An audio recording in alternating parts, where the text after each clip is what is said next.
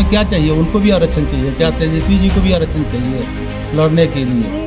Hospital बन जाए वहाँ, एक बढ़िया स्कूल हो जाए दियर में, ताकि वहाँ का लोगों का भी विकास धीरे धीरे डेवलप हो जाए। तेजस्वी जी क्या चाहते हैं कि हमारे पिताजी मुख्यमंत्री, हमारे माताजी मुख्यमंत्री, हम डिप्टी सीएम, और वो भी चाह रहे हैं आरक्षण लेने के लिए। क्या जा भी रहे हैं, उनका जो समस्या हल कर रहे हैं। बाकी हम अपने सरकार से भी अनुरोध करते हैं कि उस लोगों पर विशेष ध्यान देने की आवश्यकता है कि अभी भी हम लोगों की अपेक्षा, ऊपरवार की अपेक्षा दियर 20 साल पीछे चल रहा है। यह हमारे क्षेत्र में गरीब रहे ही नहीं।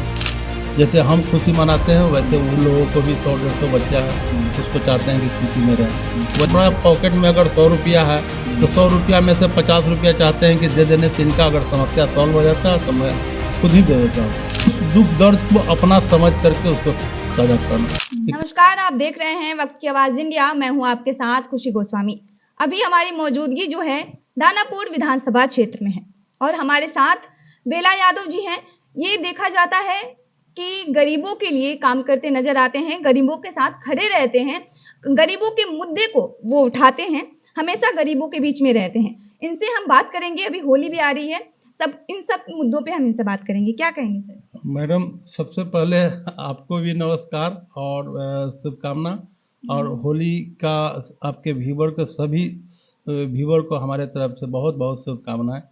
नहीं, गरीबों के बीच आप नजर आते हैं दानापुर विधानसभा क्षेत्र में, देखा जाता है। देखिए, वो तो मेरा शुरू से ही रहा है, लोगों के बीच में जाना, लोगों को दुख दर्द को समझना और उस दुख दर्द को अपना समझ करके उसको साझा करना कि कैसे उनका दुख कम हो जाए। हमारा पॉकेट में अगर 100 रुपया है तो 100 रुपया में से 50 रुपया चाहते हैं कि दे देने से इनका अगर समस्या सॉल्व हो जाता है तो मैं खुद ही दे देता हूँ। तो ऐसे कर करके बहुत सारे गरीबों में, जैसे अभी विजयनगर में ही झुग्गी झोपड़ी है, उसको मैं अपने फंडिंग से उसको पढ़ा भी रहा हूँ बच्चों को। हर अभी होली है तो होली में मिठाई जाएगा वहाँ। जैसे हम खुशी मनाते हैं वैसे उन लोगों को भी 100-150 बच्चा है, उसको चाहते हैं कि खुशी में रहें। वैसे एक और आसोपुर में हम चला रहे हैं जो दलित बस्ती है, वहाँ पर भी 50-60 बच्चा को सारा पढ़ाई का खर्चा मैं देता हूँ। तो अगर मतलब बीजेपी आपको टिकट देती है तो और अच्छे से वहाँ के गरीबों की मदद कर पाएंगी, उनकी सेवा कर पाएंगी, तो क्या आप चाहते हैं? बिल्कुल बिल्कुल 100% चाहते हैं कि गरीब गुरबा जितना भी है हमारे क्षेत्र में गरीब रहे ही नहीं, गरीबी रेखा से सारा लोग ऊपर आ जाए। तो उस तरह से शिक्षित हो जाना या रोजगार मिल जाने से वो लोग खुद डेवलप हो जाएगा। खाली उसको एक रास्ता दिखा देना कि ऐसे चलना है, ऐसे चलना है। चलने के बाद में खुद ही वो लोग गरीबी रेखा से ऊपर आना शुरू कर देंगे।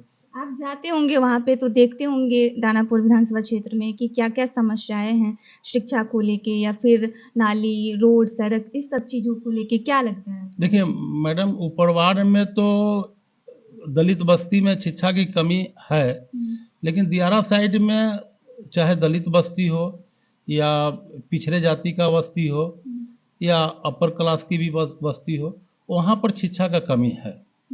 वास्तविक में वहाँ पर दियारा क्षेत्र में कमी है, जिसको देखने से लगता है कि अभी भी हम लोगों की अपेक्षा, ऊपरवार की अपेक्षा दियर 20 साल पीछे चल रहा है। उस 20 साल को मेकअप करने के लिए हम लोग बहुत तरह का प्रयास कर रहे हैं, वहाँ पर जा भी रहे हैं, उनका जो समस्या हल कर रहे हैं। बाकी हम अपने सरकार से भी अनुरोध करते हैं कि उस लोगों पर विशेष ध्यान देने की आवश्यकता है।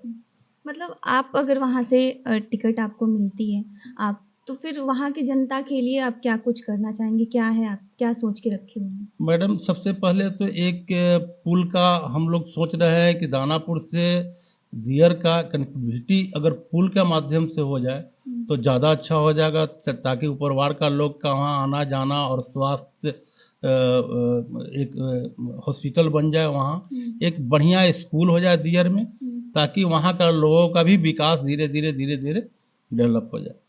दानापुर विधानसभा का एक वीडियो वायरल हो रहा है, जी। ठीक है, उस पे आप क्या कहेंगे? मैडम, वो वीडियो को कुछ डालते रहता है, तो उससे ना हमको कोई मतलब है और ना हमारी पार्टी की कोई मतलब है। लाइव टीवी पे भी आपकी चर्चाएं बहुत हो रही हैं, देखी जा रही हैं।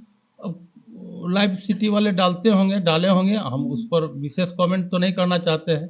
अब उस पर कौन क्या कर रहा है उस पर हमारा ध्यान नहीं है मैडम। आपको नहीं पता है इसके बारे में? नहीं पता है, लेकिन हम उस पर उतना नहीं जाना चाहते हैं। जो जिसको डालना है डालते रहे, इस पे कोई चर्चा नहीं करना उस पर कोई चाहते? चर्चा नहीं करना चाहते। अच्छा अच्छा, अब आते हैं, अभी चुनाव भी होने वाले हैं, तो तेजस्वी यादव लगातार नीतीश कुमार पे कटाक्ष कर रहे हैं कि अब उनकी उम्र हो गई है, अब उनसे मतलब खटारा सरकार है। अब नीतीश जी पर, मुख्यमंत्री जी पर जो तेजस्वी यादव जी का जो कटाक्ष है, वो तो हमको नहीं लगता है कि कहीं से उचित है। क्योंकि किसी पर बोलने के पहले अपने गिरबान में झांक करके देख लेना चाहिए व्यक्ति को कि हमने क्या किया है और अगला आदमी क्या कर रहा है। तो अभी जो भी काम कर रहे हैं हमारे मुख्यमंत्री जी, तो सारा जगह काम दिखता है भाई, बोलने से थोड़ी होता है। हर जगह, चाहे वो शिक्षा का क्षेत्र में हो, या प्रशासनिक क्षेत्र में हो, या डेवलपमेंट का क्षेत्र में हो, हर जगह तो काम दिखता है। तो उस पर विशेष क्या बोलना है? उनका मतलब है बोलने का, ऐसे अपना क्रेडिट बटोरने के लिए बोलते रहते हैं कुछ ना कुछ। आरक्षण पे भी बोल रहे हैं और रोजगार पे भी लगातार सवाल खड़ा कर रहे हैं। आरक्षण पर जो बोल रहे हैं, तो आरक्षण क्या, आरक्षण तो पहले से ही मिल रहा है, ओबीसी को आरक्षण तो मिल ही रहा है। तो आरक्षण पर क्या बोल रहे हैं भाई? उस पर तो हम नहीं समझ सके हैं कि क्या उनका मतलब है। आरक्षण तो ओबीसी को मिल ही रहा है, एससी एसटी को मिल ही रहा है, तो उसमें क्या चाहिए? उनको भी आरक्षण चाहिए क्या? तेजस्वी जी को भी आरक्षण चाहिए लड़ने के लिए? नहीं, मतलब जो आरक्षण मिल रहा है वो काटने की कोशिश कर रही है बीजेपी, ये कहना है। तो एक एक हम लोगों को इनकम टैक्स में एक दिया हुआ है, चिन्हित किया हुआ है कि इससे ज़्यादा भुगतान करने वाले को, आयकर रिटर्न सबमिट करने वाले को आरक्षण का फैसिलिटी नहीं मिलेगा। तो हमारे बच्चे लोगों को भी फैसिलिटी नहीं मिलता है। तो तेजस्वी जी क्या चाहते हैं कि हमारे पिताजी मुख्यमंत्री, हमारे माताजी मुख्यमंत्री, हम डिप्टी सीएम, और वो भी चाह रहे हैं आरक्षण लेने के लिए क्या, कि एक जो डेडलाइन दिया है इनकम टैक्स ने, उसके बाद तो आरक्षण नहीं लेना चाहिए। आप उससे काफ़ी आगे हैं। अब महिलाओं की बात करें हम, तो नीतीश जी का देखा जाता है कि वो महिलाओं के लिए आवाज़ उठाते हैं, उनके लिए बहुत कार्य करते नजर आते हैं। लेकिन अभी तेजस्वी यादव माई बहन योजना के तहत 2500 रुपया महिलाओं को देने की बात कर रहे हैं। हमारी पार्टी तो पहले से ही दे रही है। हमारी एनडीए की सरकार तो पहले से ही महिला लोग को दे रही है। और महिला लोग तो भाई लक्ष्मी रूप हैं। हम लोग तो महिला को बहुत इज्जत करते हैं, बहुत कदर करते हैं। तो महिला को जितना भी सम्मान देना चाहिए वो तो हम लोग पहले से करते आ रहे हैं। वो नया बात तो नहीं बोल रहे हैं। अच्छा, आप अगर दानापुर विधानसभा क्षेत्र की बात करें तो वहाँ पे आप जाते हैं, देखते होंगे, तो वहाँ पे महिलाओं के लिए आप क्या करना चाहेंगे? देखिए मैडम, महिला के लिए सबसे सबसे बड़ा पॉइंट है कि शिक्षित होना। शिक्षित हो जाएगा तो सभी लोग अभी अपना अपना रोजगार के तरह बढ़ जाएंगे। और उसमें जो प्रतिनिधि होता है उसको रोजगार मुहैया कराने का भी दायित्व है कि हम कुछ ऐसा इंफ्रास्ट्रक्चर लगा दें, वहाँ पर बना दें कि वहाँ के लोकल बॉडी जो भी है 2000-4000 उसमें इंगेज हो जाए। उससे भी डेवलपमेंट धीरे धीरे होना शुरू हो जाएगा।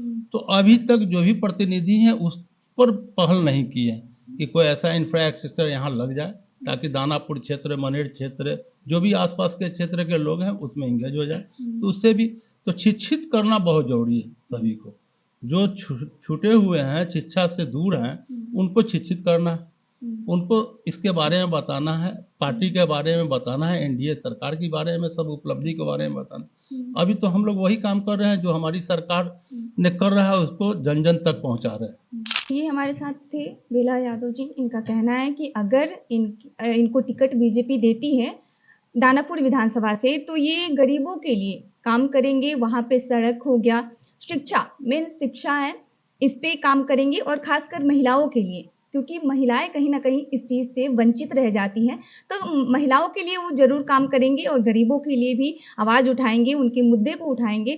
तो अगर इनको बीजेपी टिकट देती है तो ये गरीबों के लिए बेशक काम करेंगे।